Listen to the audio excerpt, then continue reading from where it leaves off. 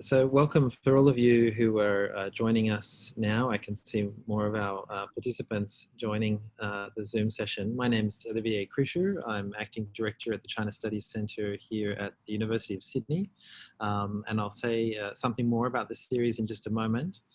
First of all, I'd like to acknowledge the traditional owners on whose land the university stands, the Gadigal people of the Eora Nation. And it's my pleasure and honour to pay my respects to their elders, past, present and emerging, and to recognise the work of custodianship and education that's happened on this land for many, many thousands of years. I'd like to first of all hand over today to Jeff Raby, who is the chair of VisAsia, one of our principal supporters in this collaborative series, who will say a few words and then I'll introduce our speaker today. So thank you, Jeff. Thank you, Olivia. Hello, everybody. It's great to be participating again in another one of the Sydney Asia Arts Series for this year. VisAsia is very happy to be a principal supporter of the series. VisAsia is part of the Gallery of New South Wales, and we are an independently funded body to support and promote the Asian collection at the gallery, Asian exhibitions, and research and education on Asian arts. And this series very much fits within that mandate. Delighted to have Rahaab in this seminar today. And at that, I will once again warmly welcome you on behalf of VisAsia and pass you back to Olivier. Thank you. Thanks, Jeff. That's great. I have said before, my name's Olivier. I'm the acting director here at the China Studies Centre, but I'm also the convener of this series, which is now in its fourth year. The series is a partnership that's presented between the China Studies Centre, the Power Institute here at the university, VisAsia, as we've heard, and also the Art Gallery of New South Wales. I'd like to welcome you to the second lecture in the 2020 Sydney Asian Art Series, the theme of which this year is art and technology. As with our previous series, although we've moved online, the format is similar in that we invite four expert historians or curators to reflect on a particular theme each year. And usually we are able to welcome them to Sydney from around the world. And unfortunately, we can't do that today, but the benefit in many ways is that we're able to share really fantastic work from our guests with a much broader audience online. So with the theme of art and technology, I was interested in how technology has affected or fashioned visual art in Asia, across Asia, and how art is in turn represented and embodied in such technology, and the sort of slippages that happen in between, both historically, in the modern period, and in the contemporary work that we will see today. In our first lecture, if you joined us almost a month ago, you will have heard Lisa Claypool from the University of Alberta discussing, for example, the work of Chinese painter Fu Baoshi and his painting of a coal mine in 1960s China, in which she drew visual trajectories between the bombed landscape of 1940s Chongqing, a Maoist-era coal mine, but also the recent film Behemoth by Chinese filmmaker Zhao Liang, that's also set in northern China, looking at coal mines and the lives of miners and the impact on the environment. In the next couple of months, we will welcome Dr. Lai Yuzhi from Academia Sinica in Taipei, who will talk about Japanese copperplate reproductions of artworks produced in 1880s Shanghai and the impact that that had on the concept and circulation of art. And finally, in the series this year, we will also welcome curator Yung Ma, who explores the disappearance of a place in moving image works from contemporary Hong Kong. But today, and you can see here on your screens, I hope, it's my pleasure to introduce Rahaab Allana. Rahaab is a prolific curator, a publisher as well at the Al-Kazi Foundation for the Arts in New Delhi. And he's joining us from his morning in New Delhi. Welcome, Rahaab. The Al-Kazi Foundation for the Arts is home, among other things, to the expansive and really quite incredible Al-Kazi collection of photography, some of which we'll see segments of today. Rahaab has curated, contributed to, and edited numerous publications and exhibitions on South Asian photography, its transnational histories, working with museums and art institutions, as well as universities and numerous photography festivals around the world, including the Brunei Gallery in London, for example, Rencontre d'Arles in France, Jimei and Arles, which is a combination or a collaboration in China, the Folkwang Museum in Essen, the Photography Museum in Berlin, the Fine Art Museum in Brussels, and the Rubin Museum in New York, amongst others. He also serves on the editorial board of the excellent journal Trans-Asia Photography Review, which is online, and I actually have a short article in the journal at the moment, so thank you, Rahaab, and your co-editors. He's also the founding managing editor of PIX journal, a theme-based photography initiative, which I think is now in its 10th year, if not more, and it's an exhibitionary and online platform for South Asian practitioners. He's a fellow of the Royal Asiatic Society in London, an honorary research associate at the University College London in the Department of Visual Anthropology, as well as serving on advisory committees and juries around the world. So as you can see, he's extremely busy. So it's really an honor to have him share his work with us here today. Just before I hand over, just a word about housekeeping. We welcome you to post questions in the Q&A function. It should be probably at the bottom of your Zoom window. You can post questions at any time, and afterwards we'll have a Q&A a discussion that I will moderate. And happily, we have a little over around 60, 70 minutes comfortably for the talk and discussion. So please do keep your questions coming. And if for any reason you find yourself unmuted, please do mute yourself so that the audio is very clear. So with that, I'll hand over to you, Rahaab. Thank you. Thank you, Olivier, for the invitation to speak on this platform, which I find extremely exciting. I would also like to thank, of course, Visasia for the invitation, the Power Institute, the University of Sydney, all of whom have come together for this very extraordinary series looking at sort of cultures of visualization, art histories, anthropologies across the world.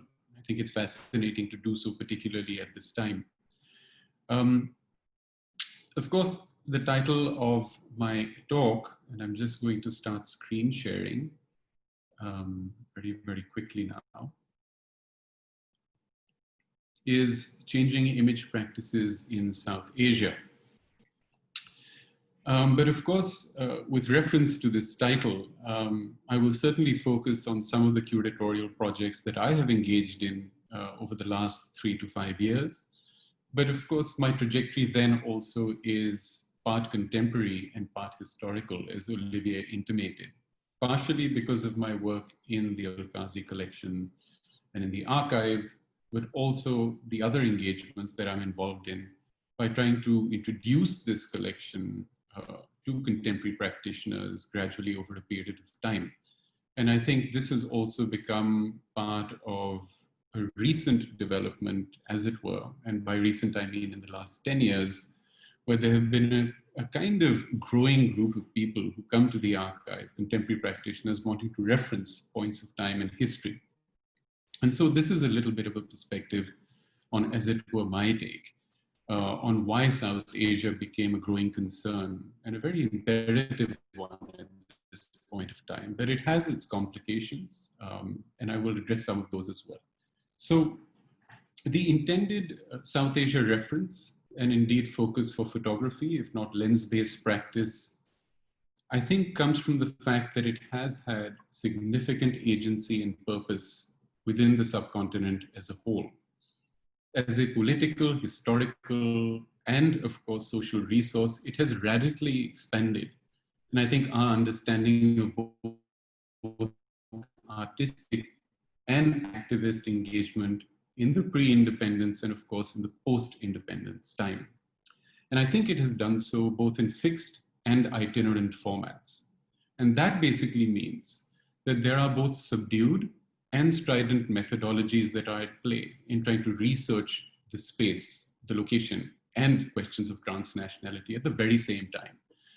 That given the developments in the region that I have been looking at, I think we are now comfortably so, to an extent, in a position to template a new mapping of several practitioner-led groups and university-led centers around the notion of who and where is South Asia, so as to develop both themes and testimonies which meticulously chart sociocultural shifts that are critical to reimagining its ontology, its chronology. As intimated by the scholar Bhakirati Mani in her publication, which I recently came across, and there's a forthcoming publication that I'm excited to sort of look at as well, called Aspiring to Home.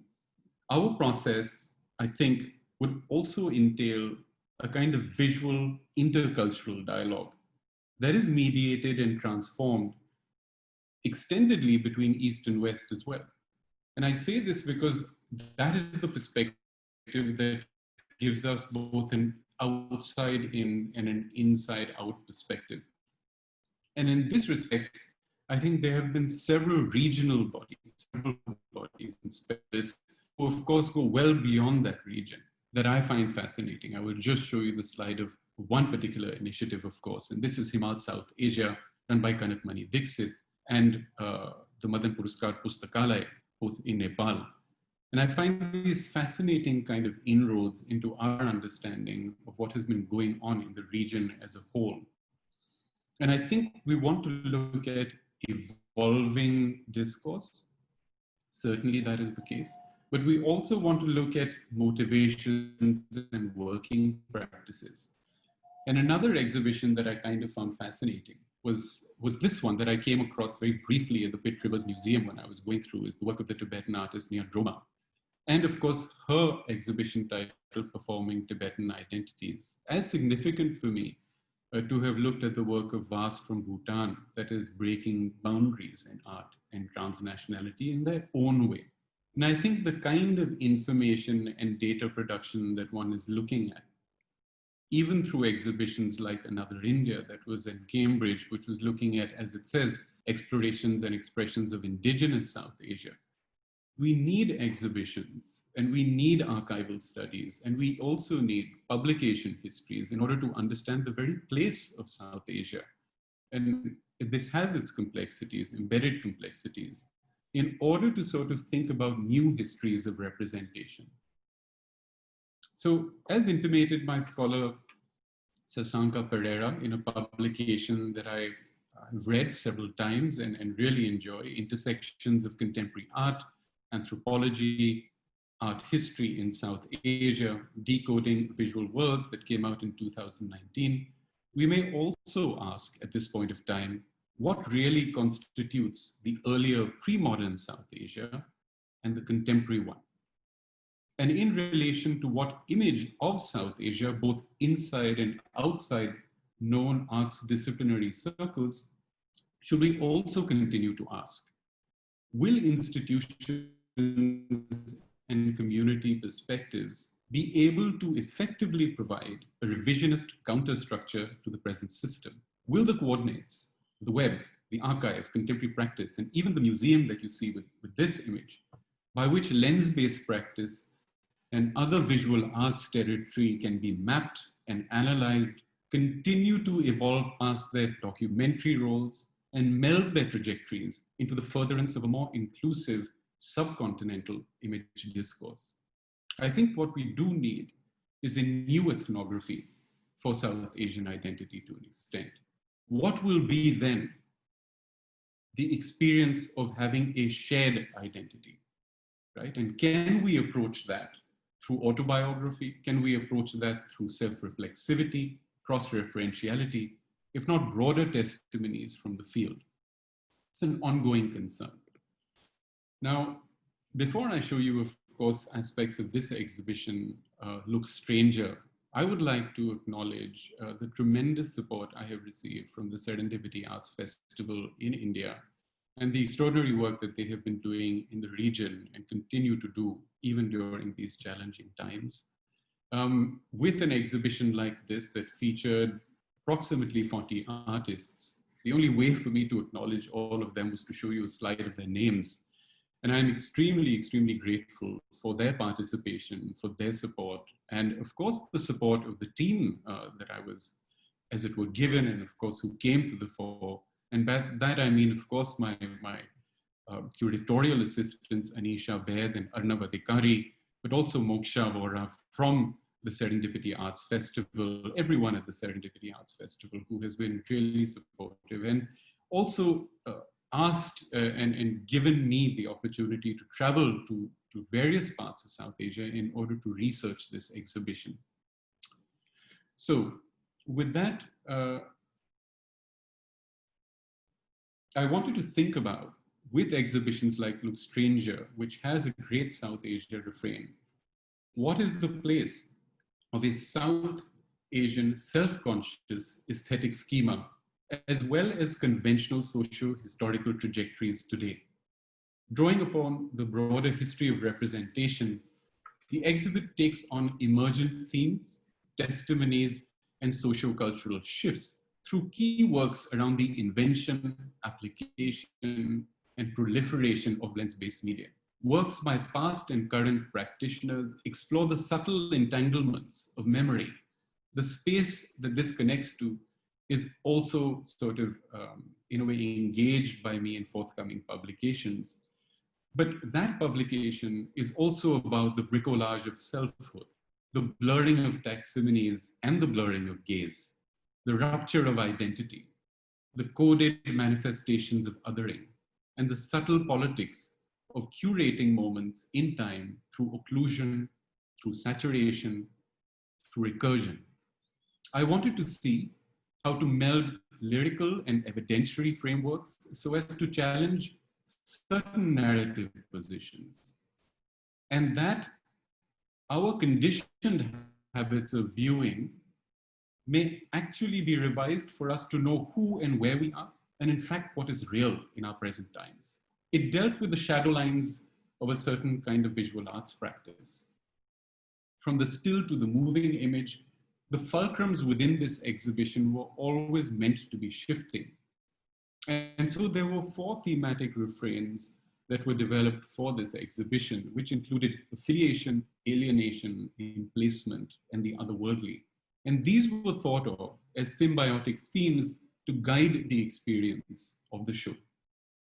One of the major refrains, of course, was the film and photo exhibition, FIFO 1929, and it was 90 years since it had happened last year.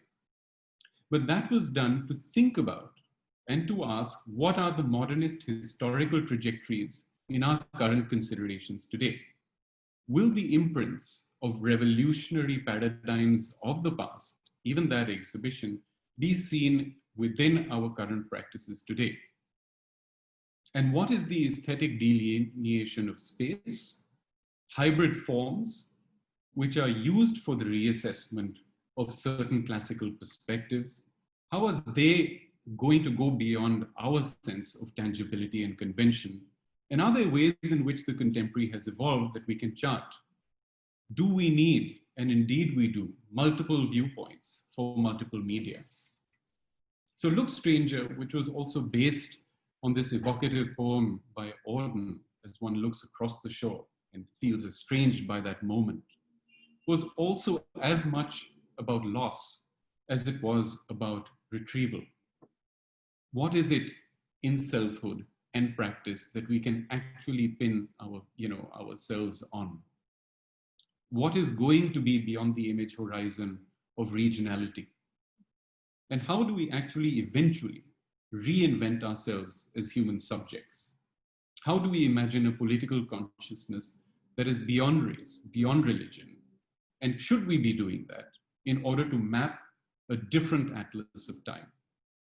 These were sort of some of the refrains that I was thinking about very broadly while approaching these artists and sharing their work collectively. And so the engagement went between past and present in a kind of fluid fashion. Now, as you know, my interests have been in the archive as well as the contemporary.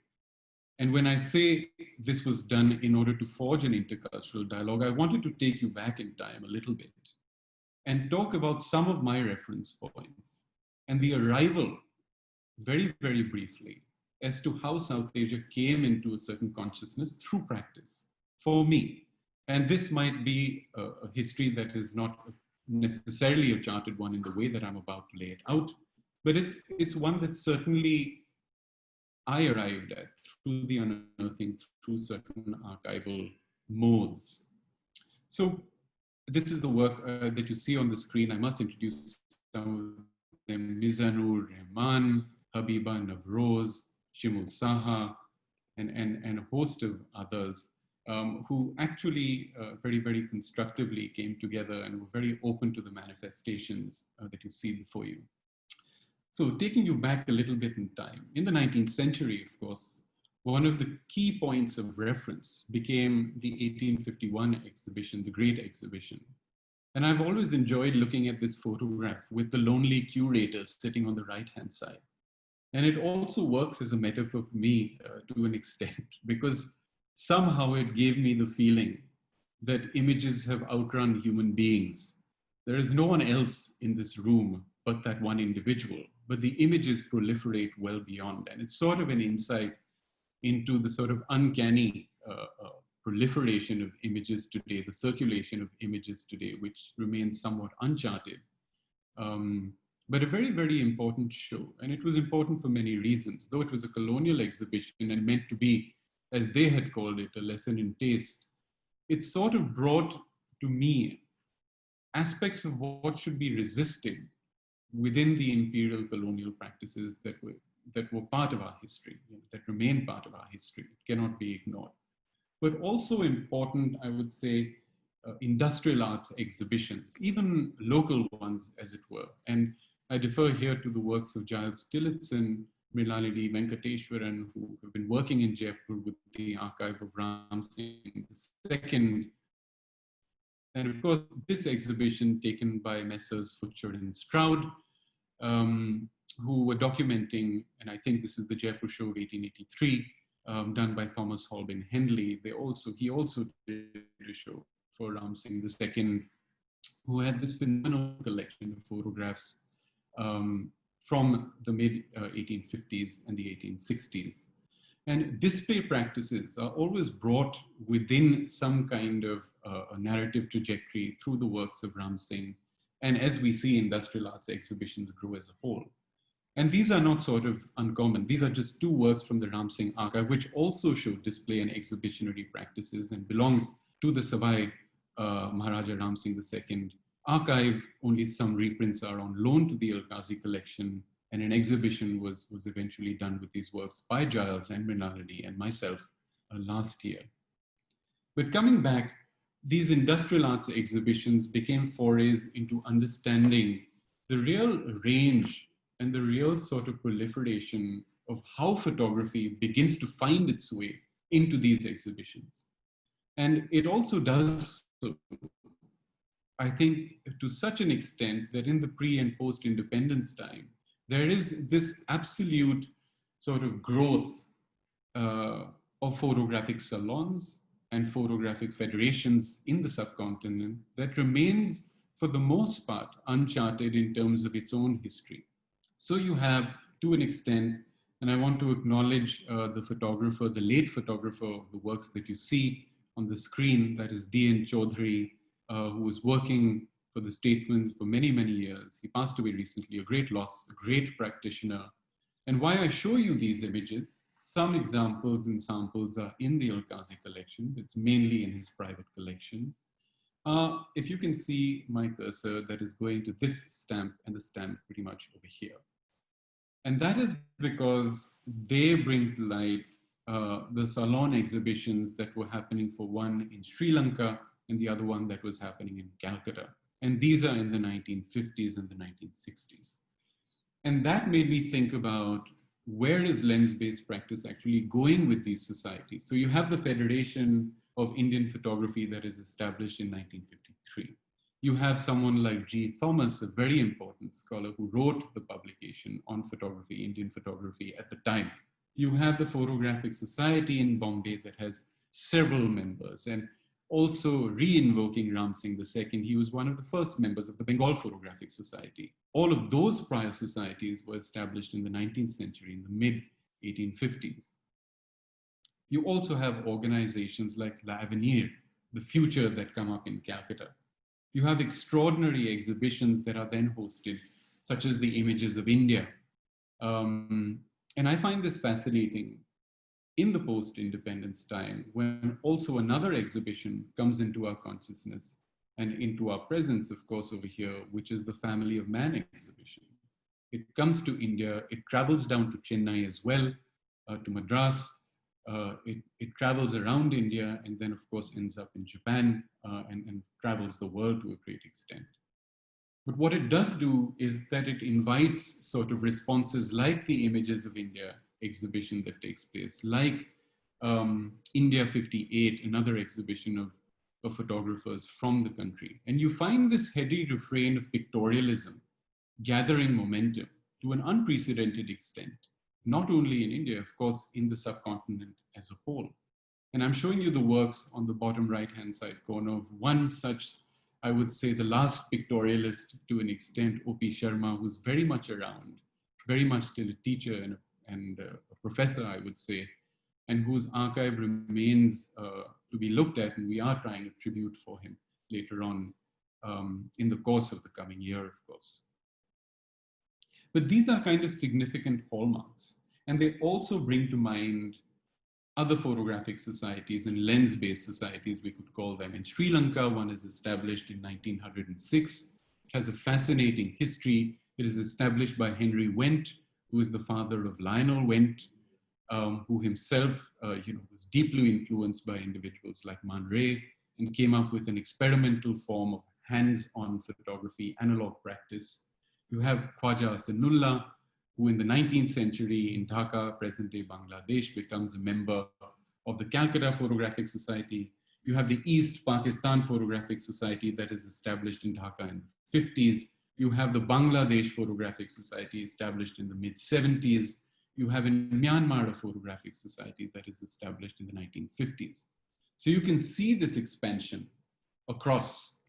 And I think what I find fascinating always is, while sitting in an archive, we always come across images like these ones. This is just an anonymous figure of dignitaries walking and seeing an exhibition. We don't know who they are.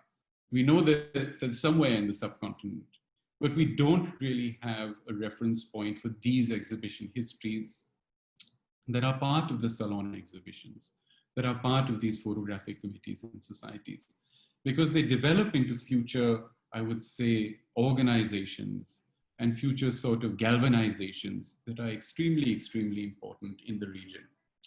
So while coming to exhibitions like these, one also understood that in the 19th century, there was already an internationalism for subcontinental image-making practice. And I show you one of the first exhibitions wherein, at least in this location, at the Grand Palais in Paris, you had images being shown from the subcontinent in 1866 and 77. Now, a lot of that was associated with antiquity, with epigraphy.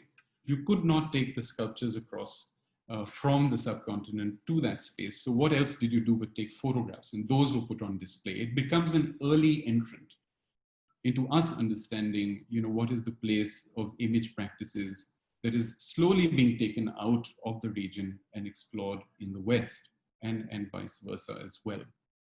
But of course, this comes with its heavy pictorialism. And while you have establishments in Paris and the academy that is drawing out one kind of narrative, you also have personal initiatives that start taking the form. And these are just some other views wherein, as I mentioned, lens-based practices were always put among many other objects, material objects. This whole conversation between the decorative arts, the fine arts, and craft, starts from this very moment of exhibition history making to an extent. And what does happen simultaneously, though gradually, is that you have a group of practitioners who start traveling to Europe. And Europe already has this fascinating large-scale history of exhibition making. I mean, look at these postcards, the versos and the front sides. The British Empire exhibition at Wembley, the one in London, the Imperial International Exhibition in 1909.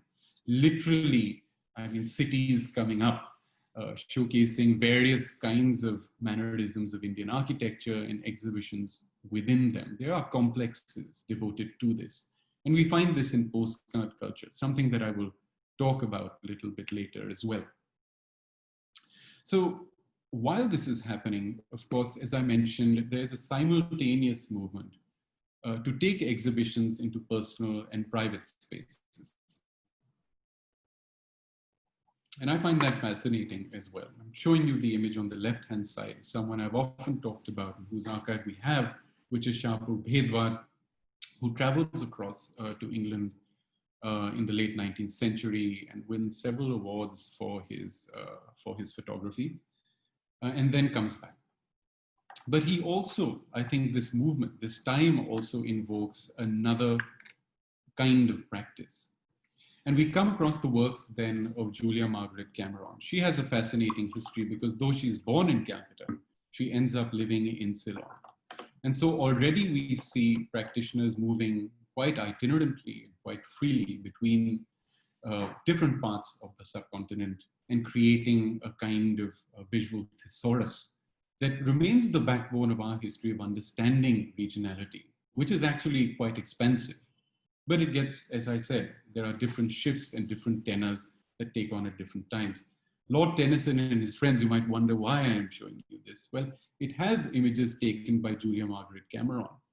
And she is someone, while she moves to Ceylon, gets introduced to a group of artists, Mary Ann North, who is also a friend of Edward Lear.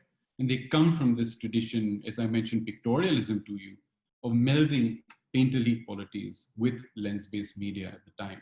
I find this a very exciting moment. She eventually gets published in camera work in the early 20th century. And as you know, that was run by Alfred Stieglitz. And it is also at this point of time that she is put on par with great painters, Velasquez, Gainsborough, right? Even Whistler, James McNeill Whistler, who has another kind of an influence in India as well through another artist, Mortimer Menpes, but that's a story for another day. But here we have someone like Cameron and other individuals who, from documenting parts in South Asia, are then kind of siphoned by the museum to take documentations of the works at, say, the British Museum. And here she is sort of recreating a sense of the Elgin marbles through her portrait work. I find all of this quite fascinating and interesting because it also leads to a kind of surgence. It also leads to a kind of development of, I would say, local initiatives and a heady nationalism that starts pressing against this overtly European point of view. And we have, of course, the testimonies of Tagore. We have the testimonies of Swami Vivekananda, Anand Kumar Swami, who builds fascinating collections of photography and fine art at the Boston Museum, Aurobindo Ghosh, who looks at industrial production for Swadeshi goods, for local goods, and so on and so forth. But as you have this Swadeshi nationalism that is developing in the region as a whole, you also have, as I mentioned to you earlier, a sudden refrain of modernism coming from Europe, thinking about humanism, thinking about universalism. And the works of Gropius and Herbert Baer that kind of get taken into the Family of Man exhibition become important ways in which, you know, I would say our sort of thinking around exhibitionary practices is honed to an extent vis-a-vis photography and vis-a-vis curatorial practice within lens-based media as a whole. And so what I'm trying to do over here, and I will read this short bit, is consciously trying to theorize the possibility of repositories expanding their current function and accommodating new material objects, even digital ones in the present, and inscribing many more trajectories within this premise of aesthetic pluralism that exists across the subcontinent today. But there still seems to be very little debate within current curatorial discourse about how these objects themselves construct meaning. within public spaces, and especially when juxtaposed with more, let's say, conserved artifacts. And in terms of today, in terms of current populist reconfigurations erupting across the globe, vis-a-vis our allegiances, our affiliations, our entitlements involved in cultural discourse, and perhaps simply from our subject positions as viewers, how will we now answer, given these histories, the urgent question that can be sharpened to a point about citizenship and about belonging? And so while looking at the nodes of the archive, the exhibition, maybe even the museum, and of course, contemporary practice as a form, I wanted to think about subcontinental histories that need to be mapped and analyzed in order to evolve past their roles of history and genre, right? And to meld their trajectories into the furtherance, as I mentioned earlier, of an inclusive image discourse. And how does one do that? So I'll just take a few more examples as to some instances wherein lens-based practice starts expanding more than what we know about it in the contemporary. In one of the exhibitions I've been looking at, which for me in its forms of photography and lens-based practice always bring together questions or ask questions of a certain kind of anthropology. What is the study of going into the subcontinent that is not only done by European practitioners, but people from here? When we look at colonial histories, how do we look at post-independence histories as well? And the subjective imageries that come to the fore, are they legitimate, right? My whole interest is, how do we look at the fragments, the micro histories, the micro moments, and find our own material place today? And how do we find ourselves in a non-hierarchical system? Is that even a possibility? And I think in order to do that, we need to change image expectations. In order to change those expectations, we need to look at different kinds of, let's say, elided histories. And here's one. This is an exhibition that was called Pratibimb, that was installed in the late 1980s. And it was done in USSR. It then traveled to Kazan and Baku. And I was interested in this because it was also looking at the Ministry of Tourism. It was looking at how the Ministry of Tourism was actually expanding photography from the region. Of course, I'm speaking here to photography from India, but of course this has resonance across as well, and I will come to that very, very shortly. I mean, for me, these are very important forays because they also had committees at that time that did not only have practitioners coming from the field of lens-based practice. And for those people who are from here and who are on this sort of Zoom, Tayyab Mehta was one such individual who was on the panel. You had Mani Kaul, who was on the panel. You had Govind Nehlani, R.K. Lakshman, who were on this panel as well. And I think that really opens out the dimension of photography. You had M.F. Hussain actually construct a kind of photographic pavilion in this exhibition as a whole. And so I wanted to look at the thrust that were developing through exhibitions like these that have not found a kind of historical point of reference. Of course, this extends to exhibitions like Artists Alert. Of course, it extends to other exhibitions called the Indian Experience, for instance, that was done during the the Festival of India in the early 1980s in Europe, in the UK. And that exhibition remains significant, not only because of its collaboration with the National Book Trust, but also with the National Institute of Design, an archive today that has a tremendous amount of material that is being developed gradually. And I have to say, my hats off to the work of that institution and the students of that institution that have been tremendous for us in our archive. But as we go to my next slide, perhaps these developments should also be read along the lines of what was happening within a kind of geopolitical sphere. And already by the mid-1980s, you have the establishment of SAARC. The SAARC countries start coming together in 1985. Now, they themselves find themselves in a complicated relationship because with the passage of time, you find certain countries are endorsed and over-endorsed, and certain countries, once again, remain outside the frame. But nevertheless, that moment of the establishment of SAARC, that moment also of the non-aligned movement and the non-aligned countries coming together, leads to, I think, expansive exhibitions such as, and here's a shout out to the Chennai Photo Biennale group. You do have a history, and I want to show it to you now. The first Indian Biennale of photography, right? This is the subject of a future essay that is going to be published that I have, which will come out in the passage of time. But here is a very reliable, as it were, history that you do have, coming together by no less the Lalit Kala Academy, with whom I know you have a relationship. And I find this moment extremely, extremely significant. This is done in 1989. It is followed by another photography biennale of creative photography, it is called, in 1993. But what do you have in this exhibition? You have individuals like the sculptor, Shanko Chaudhary, who is writing the preface.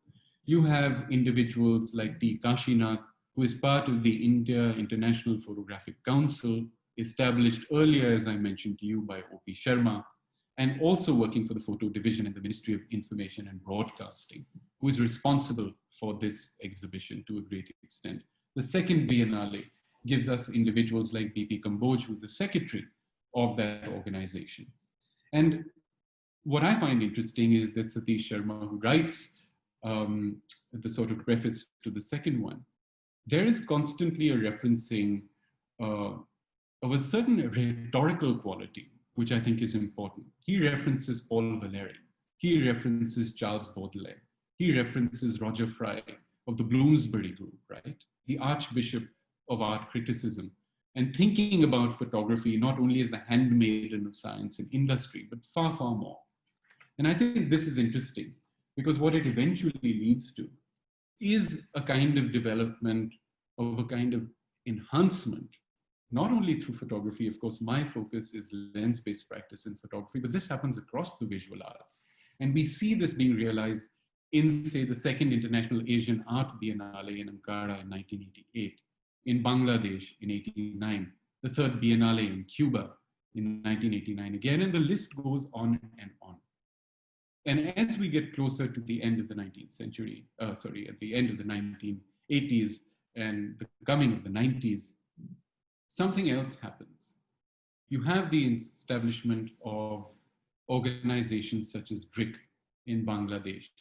You have later on in 1998, the establishment of Pathshala, the South Asian Institute of Photography, that changes its name to a media sort of, to media, not just photography.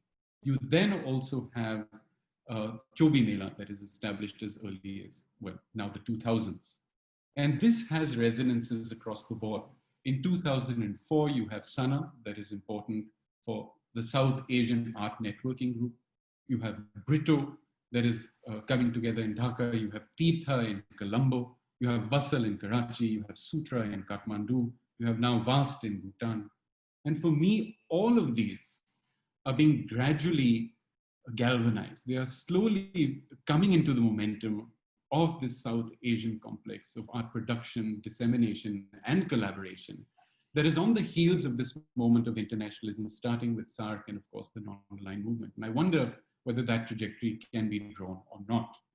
It also makes us think not only about organizations, but also important artists, one example of whom, of course, is Iftikhar Dadi and his work in lens-based practices. And I think his work, which is looking in the 1990s at cinema, then provokes the work of someone like Shazia Sikandar. His Urdu film series makes us think about the works of Huma Muji and Rashid Rana, who today use, of course, a melding of digital media and photography, but this has been happening for a while. And so is to say this sort of expansion in thinking about lens-based practices and, of course, its subcontinental place becomes more and more significant for us. So with that, I wanted to think about three things while I take you very, very briefly through some exhibitions. One is about how do we not ghettoize the development and the evolution of exhibitionary and visual arts practices at this moment in time? How do we concentrate on the micro event, but not be subsumed by it either? How do we not be subsumed by a kind of internationalism as well? and something that Chris Pinney recently talked about, has been talking about for a while, but was how is something, more than local, but less than global? How do you come and define that moment, that phenomena? And I think in order to do that, we have to explore several theoretical outskirts, and we have to think maybe in terms of something a little more imaginary, something in terms of radical finitude and memory. And this is what takes me to some of our exhibitions as well. So I'm just looking at some of the comments, whether there was something for me to respond to, but maybe I will look at that a little later. So here we are. One of the exhibitions that I was involved in, it is not curated by me, but I was a consultant for it, was of course this exhibition that was done at the Bhawdaji Museum. I'd like to thank Tasneem Mehta, and of course the curator and author of the show and book, Omar Khan, who came up with a book called Paper Jewels. It was significant, this moment, because it kind of talks about the World Columbian Exhibition of 1892 that happens in Chicago. Vivekanand, of course, goes over there and delivers his sort of memorable lecture. But it's also a place that finds the works of post-art culture being represented. And though the book is titled Paper Jewels, it also comes with a very difficult history. It comes with a colonial past where there's a great amount of essentializing that occurs. There's a great amount of stereotyping that occurs. But I bring up postcards because they remain, as it were, sort of the key disseminators of the image in the early 20th century, late 19th century as well. And so this was a kind of exciting exhibition to do. It made me think about photography as residue. It made me think about how visual practices in lens-based culture have had to migrate space in order to survive. So it was not just the still photograph that had to exist as a form. It had to take on print culture in a very, very strong way.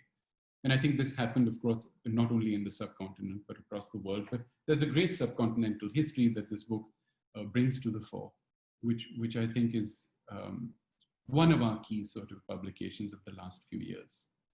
There are also other forays that were made. And here's an exhibition that was done at the Jawahar Kala Kendra when Pooja Sood was still the director over there.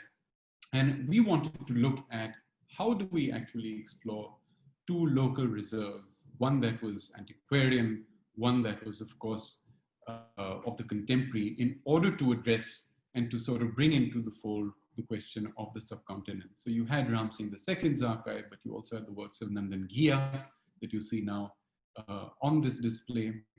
And then it worked to the sort of excerpts that were taken from the fora called PICS. And over here, I'd like to also acknowledge the extraordinary PICS team that has devoted time, energy over the last several years, 10 years now, in order to sort of present these works, not only in our publications, but in exhibitions as well. And it became a kind of moment in which we were thinking about, let's say, how to bring together the dynamic, the abstract, as well as the figural within photography, right? How to look at syncretic legacies of South Asia, how to think of the archival and contemporary, but also bring into its arena a kind of rhetorical form, right? Text, poetry. How are they as important as visuals? And this, of course, has come out not only in the PICS quarterlies, but in a publication that was brought out at the time. How do we think of a shared intelligence between the various nodes of the subcontinent in order to reorient us and not make us always amenable to calibration, but to a kind of meta-inscription rather than the mega-inscription? And I think that meta-inscription becomes more and more important as we kind of proceed.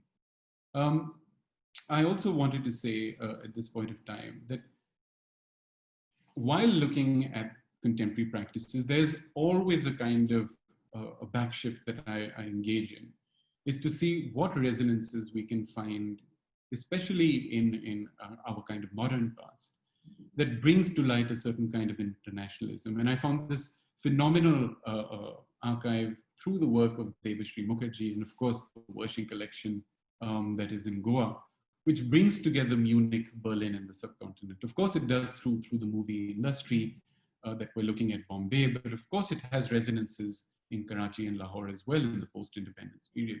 There is a great amount of exchange that occurs. And it also makes us think once again about the 19th century, about that pictorialism, by bringing to the fore the idea of performance, by bringing to the fore the idea of the passion plays that were so influential for someone like Dadabhai Phalke. And so how do we go between these pre and post-nationalist trajectories in order to enamor ourselves to this idea of South Asia?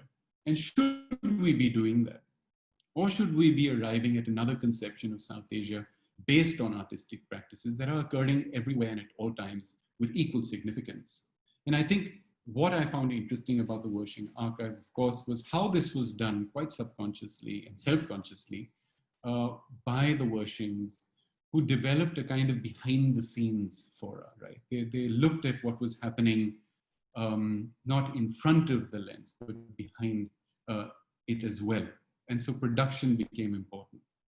And so one of the next exhibitions that I engaged in, and I want to sort of highlight here the extremely important works of all of these artists, but also the scenographer, who I deeply admire and respect, Shudeep Chaudhary, who has been designing a lot of the shows that I have been engaged in, and of course with his own practice, but I really have been working extremely collaboratively with him, and I thank him a great deal for all his time, his energy, and his effort. This exhibition that happened a couple of years ago as part of the Serendipity Arts Festival was looking at, and here you have some isometries, ephemera, found images from across the region. And I think it focused as much on the craft of photography as it did on the kind of developments that were taking place socio-politically as well. And so you eventually, in three-dimensional form, come across the exhibition like this, where location and language and authorship, all of these kind of are working towards melding a trajectory of leftist social positions. And I think we ask ourselves in this exhibition, what is worthy of preservation? What is worthy of critique? How do we sort of maneuver that? And I want to really thank the Nepal Picture Library for giving us or sharing with us one of their publications that became a kind of threshold for the exhibition to pass, which was looking at the lit histories of photography and representation at the time. So I don't have much time, and I'm going to sort of bring this to an end. But exhibitions like these have certainly made me realize, and this is, we're looking at the Stars Archive, we're looking at the work of Uzma Mohsen, who is looking at leftist social movements, but also through the trajectory of today. We have the work of Ashish Sahu and Sukanya Ghosh. But this was only to say, this sort of amalgamation was only to say that there can be no flattening of history, especially within visual art and visual culture today. But it wanted to show that through plural dimensions.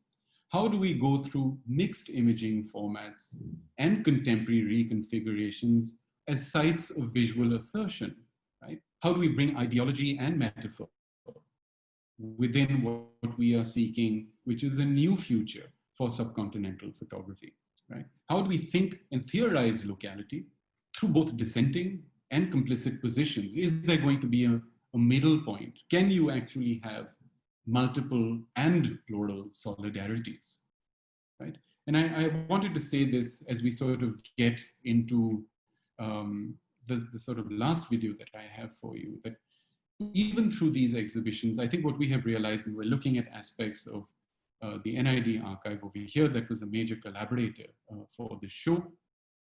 As we go through it, we have realized, and this is a kind of foray into the Jimei Arles exhibition. I have talked about it before, so I won't get into it. I'll just banter on and conclude to say that images are these privileged operators, right? At no other time than now, more so at no other time than now.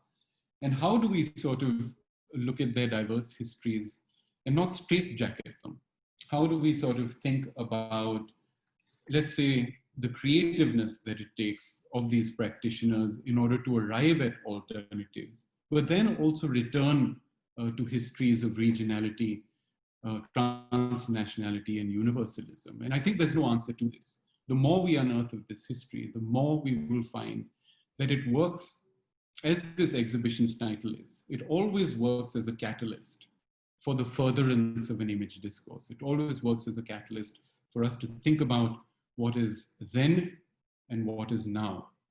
And the here and now is extremely important to think about, also because of the intensifications that are taking place in the political sphere, and certainly also in the cultural sphere, and the dynamism that is required in order to surmount a lot of that, but take it in our stride. And I find always the referencing of Renoir very important here, is that he said we construct everything within an exhibition forum. We construct everything for a movie scene. And then eventually, once it is done, we let reality in. What happens when we let reality in at the very end? Though we have it in our mind from the beginning, and we do need to, and as we are kind of isolated at this moment and going through our own kind of exercises and creative fora, how do we let reality in at the end and let it lead to another kind of dimension around arts practice? So with that, I'm just going to conclude my presentation. Once again, I would like to thank Viz Asia, the University of Sydney, and of course the Power Institute for inviting me. I hope the tangents that were taken were meaningful to an extent, and I hope there are other ways in which we can continue this discussion as well. So thank you. Thank you so much, Rahaab. You'll have to imagine a virtual audience clapping at the moment. I'm sure that they are. It's such a rich talk that you've offered us. I have a number of different trajectories, which is a word that I know that you like, that I'd like to follow up, but I'll turn first to the first question, because I think it segues a little bit with something that you mentioned at the end of your presentation. You said, how do we theorize locality, and can you have multiple plural solidarities? And so that made me think of this first question that we have that asks, you know, when we do art practice in a specific community, there's a kind of bias as a natural behavior, perhaps to interpret the question a bit more as a sort of reflection of the community or group. They ask what you think about that. So I wonder if that's a tension that you've seen in your work when you talk about these ideas of representing locality, etc.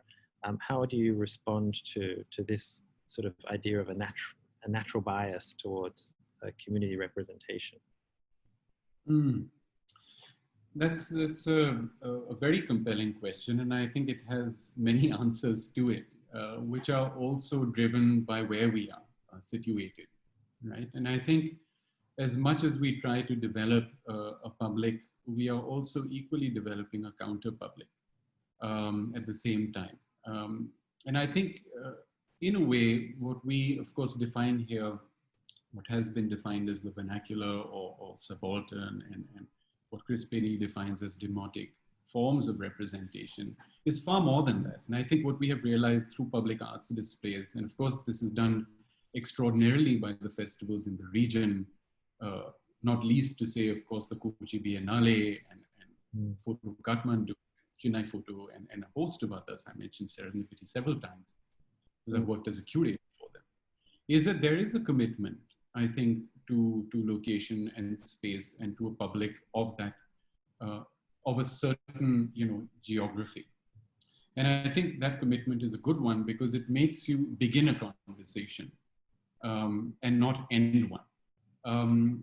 And I think while we realize and while we try to theorize the location, what we always, I suppose, have to keep at the back of our minds and bring to the fore is that that is always going to be a common refrain in how and where we are located and what we try to do with maybe archives from the region and from that space. But they will always need to be catalyzed with works from across the world. And I think that is why simultaneity, that is why concurrence, and that is why a kind of synthesis is very, very important of a world history of representation in order to come back to what's meaningful in location and in space.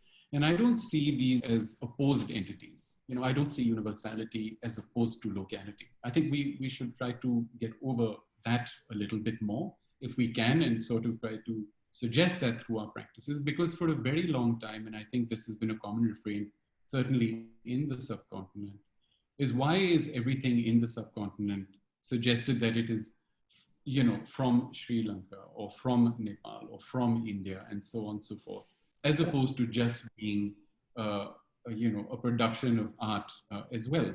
And I think partly that is trying to say that the commitment here is to the work of art as a refractor of identity and not only location. That's an interesting segue actually into another question, because I guess if you're resisting the national framework, there are other forms of solidarity as well. So one of the questions picked up on your reference to the non-aligned movement, and they ask, could you say a little bit more about the links that you see between an emergent network of South Asian exhibitionary practice and the legacy, or perhaps legacies, of the non-aligned movement? In one of your slides, you mentioned, you know, with the Ephemeral exhibition, you mentioned leftist histories. That suggests, you know, alternative histories as well. And so I wonder, to that question, are there legacy, are there concrete sort of trajectories from the non-aligned movement, or perhaps other sorts of community or political formations? Yeah, I mean, you know, certainly one of the things, and I think one of the dimensions that the theater archives, for instance, that is run by Zulekha Chaudhry in the Al-Qazi Foundation, has been kind of an unearthing of a lot of discussions, seminars that happened during that period, during the 70s and 80s, that were looking at media practices and performances already. The ICCR was very much involved in all of this, the India Council for Cultural Relations. And a kind of cursory look at even the subjects of that they present to us shows you a great dynamism in areas of study and research that are pertinent even today, performance and image practices being only one of them. But coming to your other question, and that is the subject of another larger discussion, but it does exist. And I think those papers are in a way assimilated in the foundation and being researched. Another thing that you brought up, of course, is the leftist social movements. And certainly, I mean, one of the archives that we are currently researching with Duke University, with Professor Sumati Ramaswamy and a PhD scholar, is Avrati, is looking at the women's movement in India, in Bombay particularly, and the Desh Sevikas, and how they were kind of coming together during the civil disobedience movement in order to sort of present before the public various social evils and ills, but also how they really came together. So many, as it were, of the national movement were imprisoned and so on and so forth. But we have this extraordinary album, which is called the Old Congress Party album, that has been put together by an anonymous individual called K.L. Nursi. And it's an ongoing research and curatorial project with them. And I think that has allowed us to see the present day as something that has, as it were, a past, that has a history, that needs to sort of be brought back into consciousness. And the only way to really do that, and I think various people are doing that across the subcontinent, is to go and look at personal histories, to go and look at archives from families, in order to see, you know, where the sort of revolutionary pasts really are, how have they had an influence, and so on. Yeah, no, that's fascinating, because I know I know that you've had some trouble showing that album, and so it brings to mind the way that these that structures can be inclusive or exclusive. of these histories, and the work that you're doing, and the idea of the archive and these personal archives in many ways is an act against that, or a sort of friction, I think. But it again segues into another question here that we have that asks that, can you elaborate the quick distinction that you made between meta and macro perspectives? It raises a key methodological point, I believe, they say. And that, to me, that sounds a little bit like what you were just talking about in terms of the importance of family histories and so on, but maybe there's more that you could say there. Well, what we're looking at so often in the archive is questions of approach and methodology. And what I'm trying to suggest is that if we look at area studies as they are today, we will very quickly find that in order for us to look at area studies on the one hand, but also question and sort of assimilate interdisciplinarity, requires us to arrive at new methodologies of research. And of course, while we move from anthropology to digital anthropology in the present, being aware of what is mediated by the screen while we are trying to do our research with individuals who are across the world, we need to basically look at meta sort of methodologies, which will take into account a different kind of information structure and data resource development. I'm not sure what those methodologies are because we are constantly trying that through the virtual space. But certainly the areas of art history and anthropology and philosophy and maybe law are not as disparate and non-aligned, as it were, as we imagine them to be.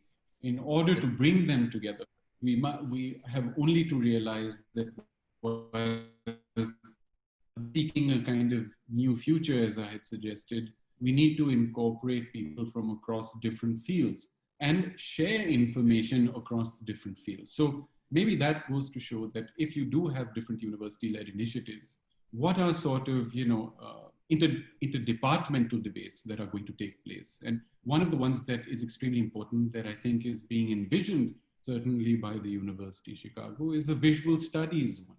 How do we arrive at a visual studies department, and what are the methodologies we will put into place given the new structures of information flow that are in front of us today?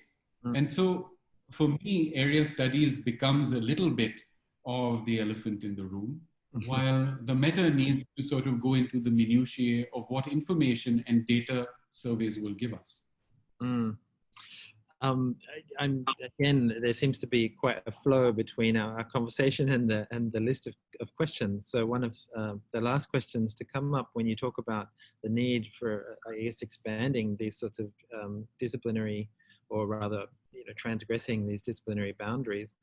The question asks, I wonder, do you see photographs primarily as images or as compressed performances? I ask because I'm interested in how perhaps you bring your own experience, biography even, into the imagination of the superb exhibitions you present. And I think there's a reference there, obviously, to the sort of theatrical background and the sort of rich legacy, of course, behind the Al-Kazi collection itself as well. That's a full-on question, if I may say so.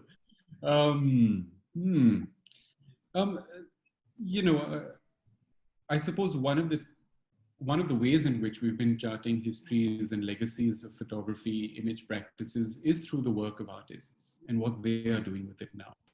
And I think we no longer are making sort of differentiations and divisions between what is still and what is moving to a great extent. In certainly the projection of where image cultures are today. So certainly, no, I mean, I look at the 19th century archive in the Al-Kazi collection, other collections as well, that are equally important, that are equally significant and equally sort of, if not more generative of the diversity that is required. And I see them as objects of deep refraction and multiplication. And I think the curatorial experience, the discussions that happen with certain groups, have always been to think about them as the point of initiation, not necessarily the point of return, if I may say so. And therefore, they are performative, not only because of the histories which they make dynamic, but because what they might inspire in, you know, a certain an artist. So, and I think biographies are important. Art histories are significant because they give us a certain base. But then with biography, we must attach, and artists always do, autobiography. Is to see history connects with the individual, right? History is not only something that is sort of out there and a mega sort of narrative that's around us. History is meant to be personalized. Our place in history is meant to be thought about. And the consequences, therefore, of what we might do needs to be envisioned. And I think performances try to do that. They sort of refract ourselves into the future dimension of what might occur with a certain, you know, trajectory, what might occur with a certain insertion of an idea, the inception, as it were. So certainly the amalgamation of different disciplinary qualities coming together to present a new form is ideal at this point of time. And of course, one way to think about it, and various people have thought about it, is through the trajectory of memory. Naturally, that is something that has occurred. And as Mary Ann Hirsch has suggested, post-memory. Even if you don't have the experience of something, how do you simulate and how do you deal with the legacy of a memory? Which might be familial, which might be the state, which might be the nation, which might be now, of course, we have one memory that is universal, and that is the moment that is now. I've got another question, which is also very interesting about the migration or crossover of images that's come up. And they say that I was interested in the crossovers between photography and cinema. I seem to remember that images from Satyajit Ray film were included in the Family of Man exhibition, though they weren't distinguished as images from a film set. Could you say more about how some of these images might migrate between photographic exhibition and cinema, and the implications perhaps for the idea about reality entering the image that you were talking about towards the end of your presentation?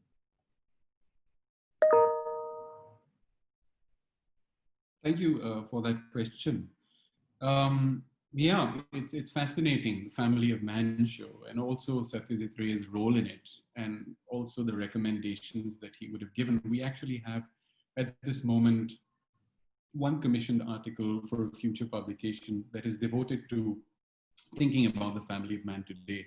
And it certainly highlights aspects of Ray, whose father and I believe grandfather were also associated with photography and image making production. And you read this, of course, in some of the extraordinary volumes of Marg, which I only showed you the cover of one, but of course they have charted his history, and they've identified Ray also in there.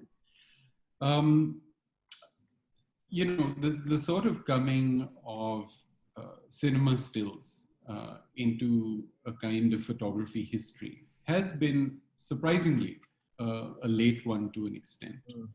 And for this reason, about 10 years ago, I started developing a personal archive of cinema stills and lobby cards, which were then considered subcultures of photography. They were not ever really given their own place. But what it did bring to mind was a very important modernist trajectory. And as I mentioned, the bricolage of selfhood is collage and montage. There's very, very important sort of modernist frames that exist that need to sort of be revived, and are certainly revived by those involved in the moving image, and of course, on the other hand, the documentary and the complexities of both of these, is that they have been slowly amalgamated into sort of, as I mentioned, photography histories now. Because what also happened, and we have a publication which was called Filmi Jagat, a Shared Universe of Indian Cinema, where we had an anonymous individual who put together cutouts from magazines devoted to cinema, and made a kind of a kind of biographical, autobiographical sketch through what was considered popular or populist at the time. So I think that time of revival is certainly now. When we're looking at mass media, we are looking yet again at cinema. And one of the main scholars with respect to not only this, but what is simultaneous to this and equally important is the history of the tabloid. Not only do you need histories of cinema and the cinema still, you have to know where they were printed and for the audience for which they were projected. And of course, a scholar whose work I've deeply looked at all times and admire is Sabina Gadihoek, who's written extensively on it and continues to write about it and has curated several exhibitions looking at the cinema still.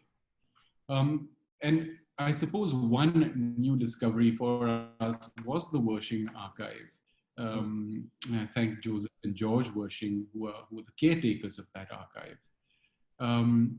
For us to think about, what is the place of what was then considered a new media development. And so maybe the question that you're asking is, what is new and old media? Is there a sort of differentiation that we can make between the two?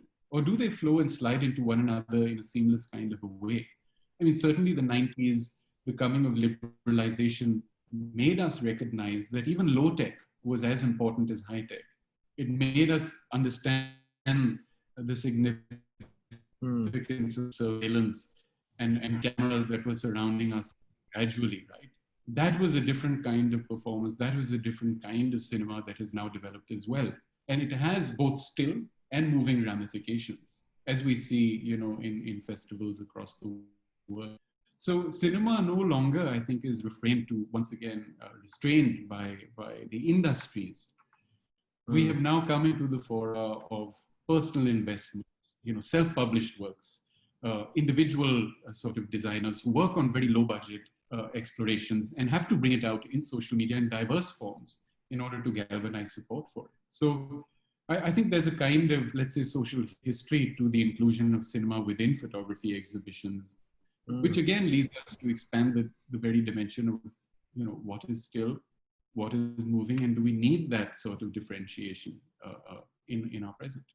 It strikes me also that cinema, to your point about a transnational image or a sort of South Asian image, is inherently kind of cross-border as well.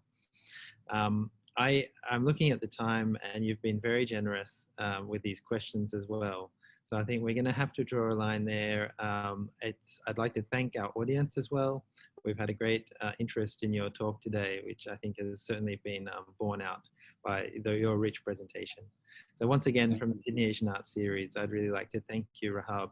And I'd also say to people who are listening that we will have a follow-up event soon. We're still working out the details, a panel discussion that will be led by Rahaab and some of the practitioners, interlocutors from his talk today.